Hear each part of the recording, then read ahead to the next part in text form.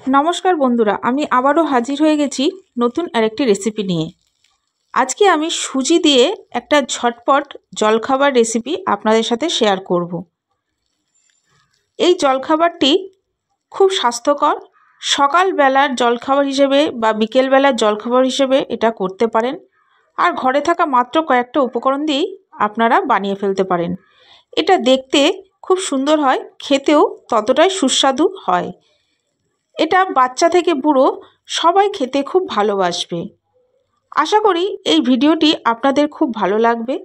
ভালো লাগলে প্রথম থেকে শেষ পর্যন্ত দেখার অনুরোধ রইল। আর বন্ধুরা, এই ভিডিওটি দেখে ভালো লাগলে একটা লাইক অবশ্যই দেবেন।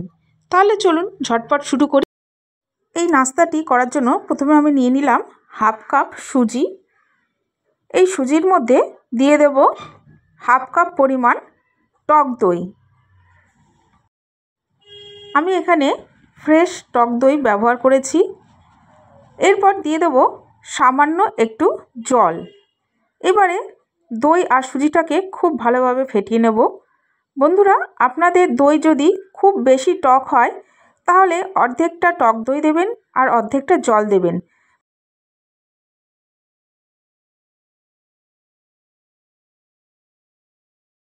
এই সময় বন্ধুরা বলে রাখি, আজকে আমার রেসিপিটি দেখতে যদি কোনো নতুন বন্ধু এসে থাকেন তাহলে অবশ্যই আমার চ্যানেলটিকে সাবস্ক্রাইব করে দেবেন। পাশে থাকা বেল বাটনের অল অপশন প্রেস করে দেবেন, যাতে আমার ভিডিওটি আপলোড হওয়া মাত্রই সবার প্রথমে আপনাদের সামনে পৌঁছে যায়। দেখুন বন্ধুরা, আমি দই আর সুজিটা খুব ভালোভাবে ফেটিয়ে নিয়েছি। সুজিটা যাতে আরও ভালো করে ফুলে যায় তার জন্য আমি 10 মিনিটের জন্য ঢাকা দিয়ে রেস্টে রেখে দেব। 10 মিনিট পর আমি ঢাকাটা খুলে দিলাম। দেখুন সুজিটা কতটা ফুলে গেছে।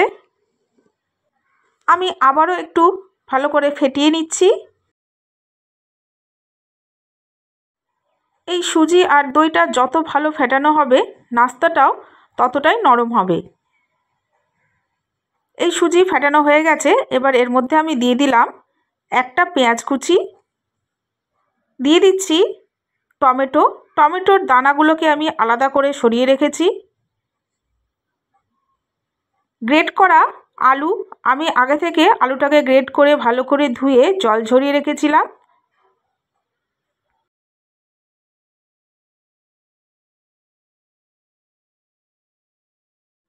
দিয়ে দেবো গ্রেট করা গাজর।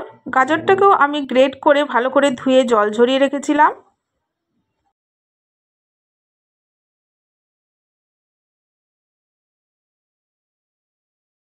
দিয়ে দিচ্ছি ঝাল অনুযায়ী কুচি করা কাঁচা লঙ্কা, হাফ চামচ গ্রেট করা আদা, 1 চামচ চিলি ফ্লেক্স, স্বাদ মতো লবণ, কুচি করে কেটে রাখা ধনেপাতা। এবার এগুলোকে আমি খুব ভালোভাবে মিশিয়ে নিচ্ছি।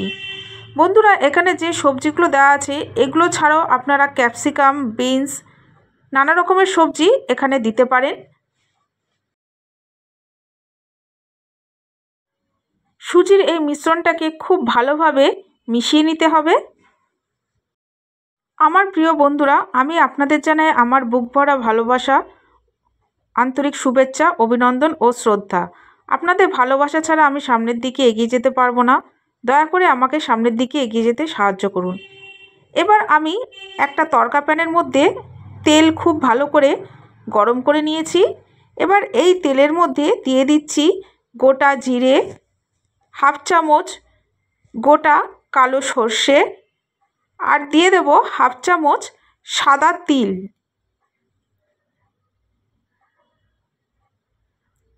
এবার এগুলোকে একটু ভালো করে নাড়িয়ে নিয়ে আমি সুজির মিশ্রণের মধ্যে তড়কাটা দিয়ে দিচ্ছি।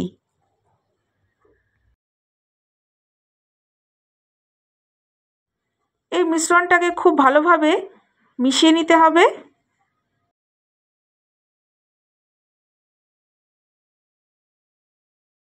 বন্ধুরা, এই নাস্তার রেসিপিটি আপনাদের কেমন লাগলো সেটা অবশ্যই কমেন্টস বক্সে কমেন্টস করে জানাবেন। দেখুন বন্ধুরা, আমি খুব ভালোভাবে এটাকে মিশিয়ে নিয়েছি।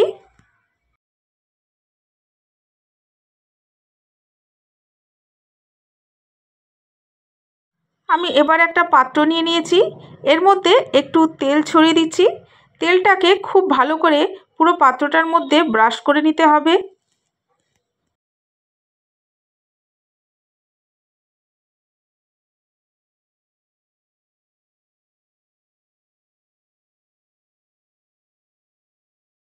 এবার পাত্রটাকে সরিয়ে রেখে দিলাম।